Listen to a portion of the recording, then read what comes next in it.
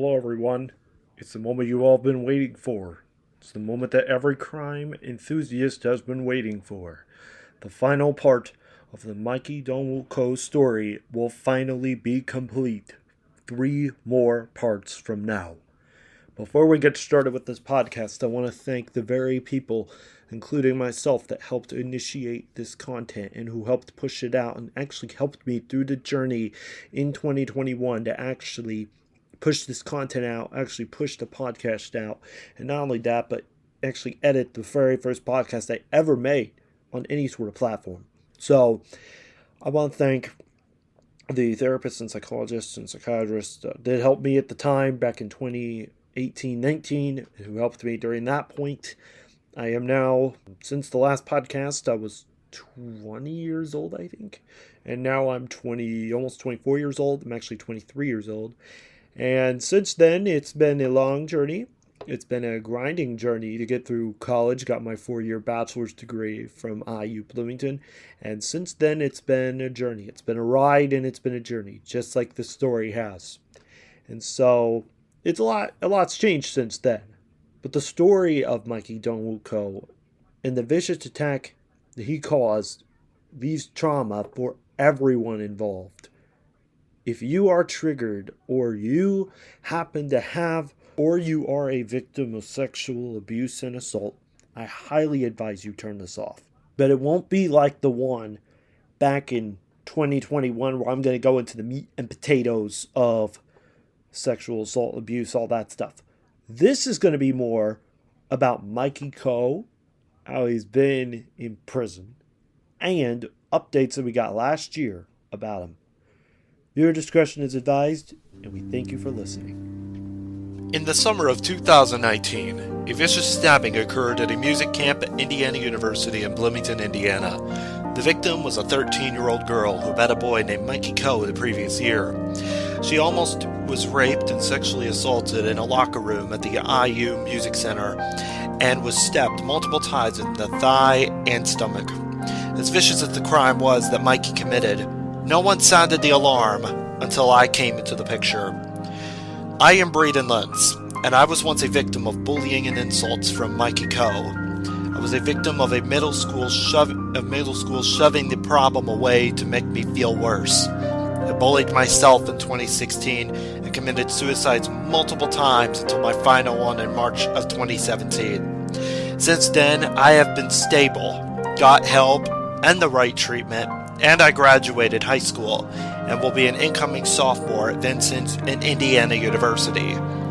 It took me a while to get into a stable discussion about this boy, but here I go as hard as it was. This is my story of encountering a rapist, a bully, and a classmate. This is time to be unchained. This podcast is also in collaboration with the Lagodi Big Al Times. The Lagodi Big Al Times is Lagodi, Indiana's #1 newspaper. We want to make it that way, with new podcasts and stories and interesting things to share in the Martin County area. This is one of our only stories that we have of the Bloomington area. We hope to also share more stories across the state of Indiana. But if you want to go subscribe to our newspaper today, you can visit our newspaper at www.lagoditimes.com. You can also search for Lagodi Times on Facebook, Twitter, and Instagram. The following podcast may be a Braydyn production, but it's also a byproduct of the Lagodi Big Al Times newspaper. Subscribe today and read our headlines only on the www.lagoditimes.com. Again, that's www.LOOGOOTEE.times.com. Thank you so much, and thank you for listening. Part 1. I can describe very well where the journey actually ended for me was after making the podcast in 2021 about Mikey Dongwook and what he had done and what he was convicted of doing. It was up to me now to use this information and to use this platform of a podcast to now grow it. Grow it to where it is now. Grow it to where it was then. Grow it to where it was now and where I want it to be. As I come on the air today, recording this podcast extremely late, and reasons why were due to the fact that we had a tornado come through my area. I had just graduated college, I was moving to my new home, and there was a lot going on at the point. There was a lot going on at the time, and I can actually tell you that it was a very remarkable journey to get through college after 5 years. I don't know how the then 13-year-old girl would have been. I mean, of course, we don't know her name, and even if I knew her name, I wouldn't disclose it. But, and her family doesn't want any part of this podcast to do anymore. Never, I mean, if they want to come back and chime in, they can chime in. But, I mean, nobody wants to hear this story again. Neither do I. Neither does anyone else. Neither does the media, neither does the press. This case is old, it's closed, it's broken. But there were some new details about a year ago that I wanted to share where my information was taken to an abundant place.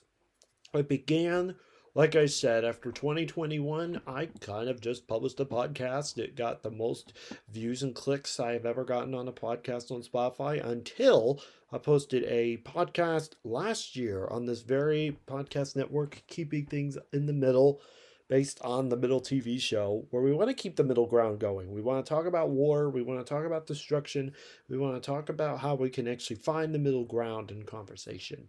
If we don't find the middle ground in conversation, then we're not going to have a just or a fair government or a just or a fair environment. So to keep this fair and to keep this honest and to keep this closed and to keep this shut or open is totally up to me at this point.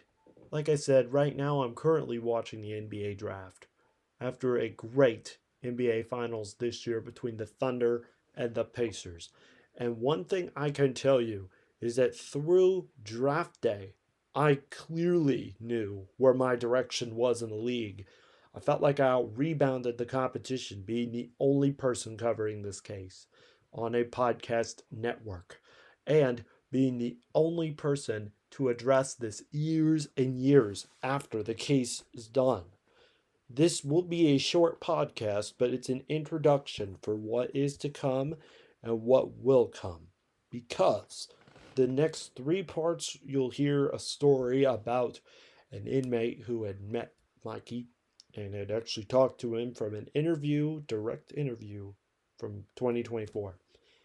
And after that, the 3rd part will then discuss his Court of Appeals case in the state of Indiana and what happened during a lengthy and long conversation with him that also the guy from Medium also addressed. And you can find the article that I'm talking about in the description below. It's on medium.com if you just search my name. And a lot of the details, we might actually be putting part 2 and 3 together all at once, but we'll record that on a later date.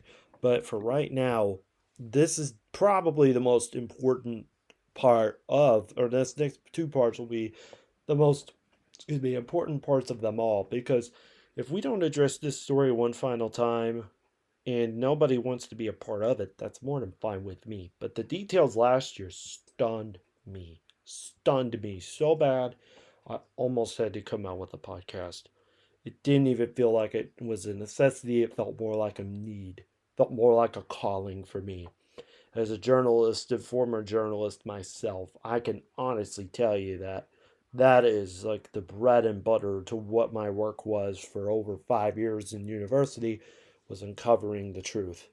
And we uncovered the truth. I talked about my side of the story. I talked about my journey to recovery, my journey through treatment, high school, and then at the time I was at Vincent's Junior College finishing up my associate's degree, which I never got.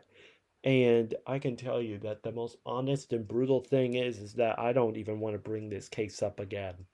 It's just the next 2 parts and a conclusion. That is it. And I'm not bringing this story up again. I want this to be dead and in vain. I don't want to ever have to address this again. If I do, then we're going to have issues. And so the next 2 parts will basically be descriptions, details about Mikey's time in prison and Mikey's time in jail, where he has now since been extradited out of the country. And they've gone ahead with his conviction. And that's the big reason why I don't want to bring this up anymore, is that he's gone and he's very forgotten. It's like all the victims of Larry Nassar from the U.S. Olympic gymnastics team. They don't want to see the guy again. They don't want to hear the guy again. And this is it. I mean, we're done after this. We are flat out done after this. So, as the summer rolls along and kids, we're also going to use this podcast as a safety tool. Because as many kids who are going off to camps this summer, many high schoolers going off to their summer camps and enjoying their time there, they will realize that college is a big and vast world. It's a fast world full of pace, might, and speed. It's also a world full of studying, education, and academics. But the biggest thing that we know for sure is that this attack should never, ever happen to a high school kid or middle school kid or elementary school kid who wants to just visit their dream college or university. And this should never happen again. Because unfortunately, it's happened to plenty of college students in the past. It shouldn't have to come down to kids being the ones that are hurt, abused, and abducted. That is just the worst part about this entire story to me, is that you have people that are calculated in this world. You have people that are not mentally there. You have people that are not physically there sometimes. And there was one case in Indiana more recently of a boy who had special needs trying to do something to a girl. We're not going to mention it. And he later got arrested. And at the time, he was with a bunch of caregivers, a bunch of caretakers. And the caretakers were supposed to be in charge of his case and deal with him. But in fact, they weren't dealing with him. And if they were dealing with him, they wouldn't want to deal with him. And these were low-paid workers trying to do a good job and try to help the community. But many of them are not. And many kids out there are not. Some of the people are sick. They're evil. We get that. We can't escape evil in the world. We're seeing it now with the current crisis in Iran, Israel, and the U.S. Possible World War III, which I don't believe is going to fully happen, but I believe the craziness of the world is something we always need to dive into, but not with this president and not with everything that's going on. I'm here to help. I'm here to support. And I'm here to actually bring this case to rest one more time before I'm like, yep, I don't want to ever mention this kid again. I never want to see him again. I never want to talk to him again. And if he is listening to this, I never want to see or interact with them again. And so, yeah, we're on the no contact list, by the way. And yes, this case is going to be hard for many people, but we're going into the descriptions and details of a new interest. Not just for me, not just for him, not just for everybody in that family in Florida, but I just hope and pray that girl is doing super, super, super well right now, because I've been thinking about you for over 7 years, and I cannot get that image out of my head of what would have happened to you and what would have happened in general if I didn't post about my take of the story and then share more information. Especially with the fact that it went so well in 2021. It was a coping skill and a mechanism for me to make that podcast. And finally, we're going to put you to rest. We're going to put this case to rest and keep you safe. And we're going to absolutely try to say women should never be treated like that anyway. Girls should never be treated like that anyway. And rehashing this may be like an old wound, but I don't want that to be the case. Some of this stuff is stuff people need to know. As a journalist, many of us can do the research. Many of us can have the details. Many of us can have the lines in the scripture. But of course, we are not the ones in that day. We were the ones that day that were shocked and mesmerized. The idea is that the piece is more beautiful because it was broken. That the cracks are celebrated as a part of history. As a part of its history. My life and that girl's life is a lot like that pottery piece.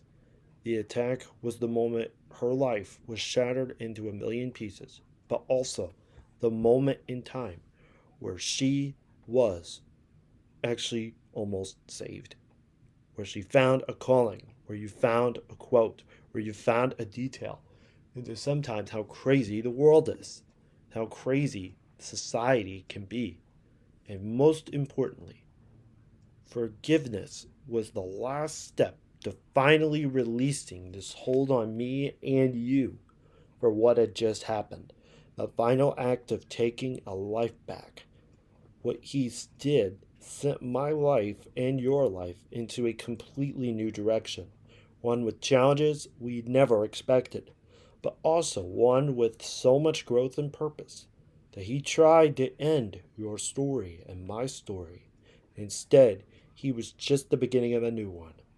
My story isn't about what Mikey did to me or to you, it's about what I did next. And that's a story I get to keep writing on my own terms for the rest of my life. I want to thank you all for listening to this first part, as it is an introduction to what is to come. And many of us will be following this new podcast, part two of the Mikey Co story, on Spotify, Apple Podcasts, or wherever you get your podcasts, because it's accessible now more than it was back in 2021. And so we're now on multiple platforms. We're on Apple Podcasts, we're on YouTube, we're on Spotify, we're everywhere you can think of, anywhere you can think of, and you can listen to our podcast on there throughout the next three parts. We want to thank you all for listening. My host name is Braydyn Bear, but I go by Braydyn Bear-Lents, and we thank you all so much for listening, and have a good day, and stay prayed up, and also never let this case live in vain. Thank you.